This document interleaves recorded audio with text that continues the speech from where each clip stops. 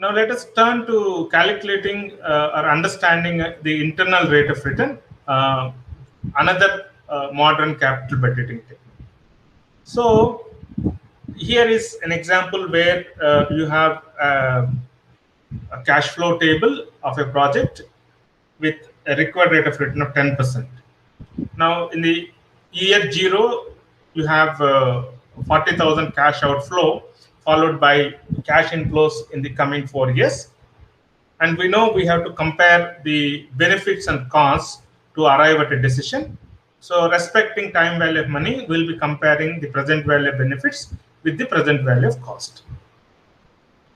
And the NPV method takes the difference between the present value of benefits and present value of cost. So NPV is present value of benefit minus present value of cost. And the benefit cost ratio is basically a ratio of present value benefits with present value of cost. So these are two methods in the modern capital budgeting techniques. And we have yet another method called internal rate of return, which is the most popular among the three methods and widely used by the executives in the industry. So IRR is defined as the discount rate that equates the present value of benefits with the present value of costs. So while calculating NPE, we have found out the excess of benefits over cost. And while calculating BCR, we have found out the ratio of benefits over cost. And here, I want to know at what rate my present value of benefits will be equal to my present value of cost. So that will be an implied rate of return that you will be getting from this project. So look at these three methods. In NPV, we are measuring the output in terms of the rupees. NPV is so many rupees.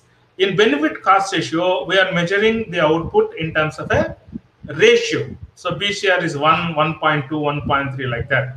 And in IRR, we are measuring the output or return in the form of a percentage. So now it is for which discount rate, for what rate that is equal to K, my present value of benefits will be equal to my present value of cost. If you put in the equation, so it is at what K your present value of benefits is equal to your present value of cost. So basically, this is an indication of the return that you are getting from the project. It's an implied rate of return. So internal rate of return is an implied rate of return. So now what is the accept reject criterion? So for NPV and BCR methods, we have already seen the accept reject criterion, right? So now you accept a project when your internal rate of return is more than the required rate of return. So internal rate of return is nothing but the return that you are getting from the project.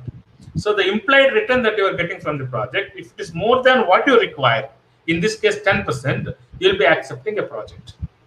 And you reject a project if your internal rate of return is less than the required rate of return. The return from the project is less than what you require. Or you may be indifferent if the internal rate of return is equal to the required rate of return. And when you have two projects, you will be preferring the one project which is having a higher internal rate of return. So now I have presented the accept reject criterion of all the three methods as a comparison. Now you see they are in perfect sync, which means if for a project, if NPV is greater than 0, naturally the benefit cost ratio will be more than 1, and naturally the IRR will be more than required rate of return. If NPV is less than 0, which means the present value of benefits are less than the present value of cost, then the benefit ratio, cost ratio will be less than 1, and naturally the internal rate of return will be less than the required rate of return. So the accept reject criterion rules are very much in sync for all the three methods, and this is how we present the accept reject criterion rules. But let us turn to computing the internal rate of return. So earlier we have seen, using the present value interest factor, we have calculated the NPV. Now I'll take you through an Excel sheet as to how we should actually calculate the IRR. Now this is the 10%. At 10%, the present value benefits is 42,804. Now, my target is at what percentage of K this present value benefits will be equal to 40,000. There are what you call straightforward methods available to do this in Excel, but if we are doing it manually, right? So just to make ourselves aware of the procedure. Now what I will do, I'll copy this here.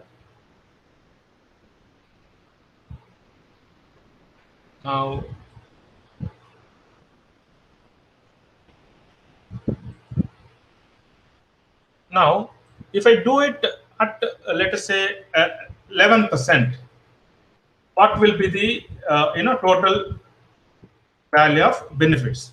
So when I say it is 11%, I'll have to change these present value interest factor values. Now let me go to the finance tables, where you have the present value interest factor at 11% is available. So now this is a 10%. So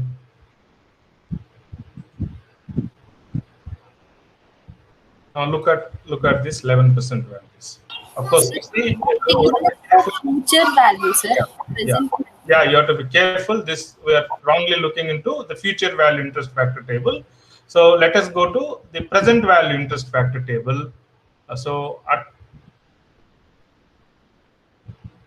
Now let us look at 11%. So at 11%, we have the values. So let us copy them for 4 years.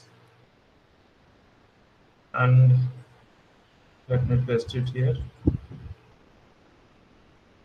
So these are the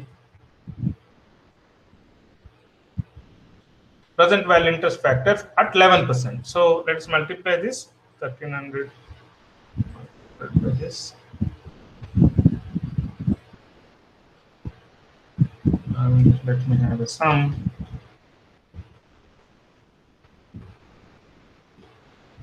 Yeah. So you got 41,834. So here we learned two things. One is the relationship between the present value and the discount rate.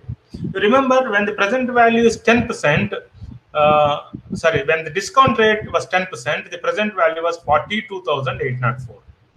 At 11% discount rate, the present value is 41,834, which means if you increase the discount rate, the present value will be reducing, the present value will be decreasing. So now I at least know the direction of my trial. So the method by which we are trying to find out IRR is called the trial and error method. So the direction of the trial is that I should try a higher percentage than 11%. So if I try 12%, what happens? If I try 13%, what happens? If I try 14%, what happens? I should go and try. This is called trial and error method till I find out the percentage at which this total value of benefits will be equal to 40,000. So now let me make another trial. This time, just to make it simple, let me try it with 13%.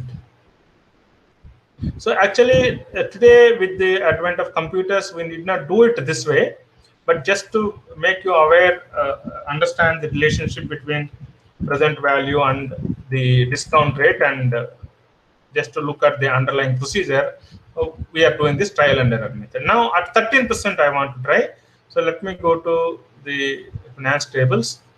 So present value interest factor at 13%, let us make copy. So 3-4 years copy.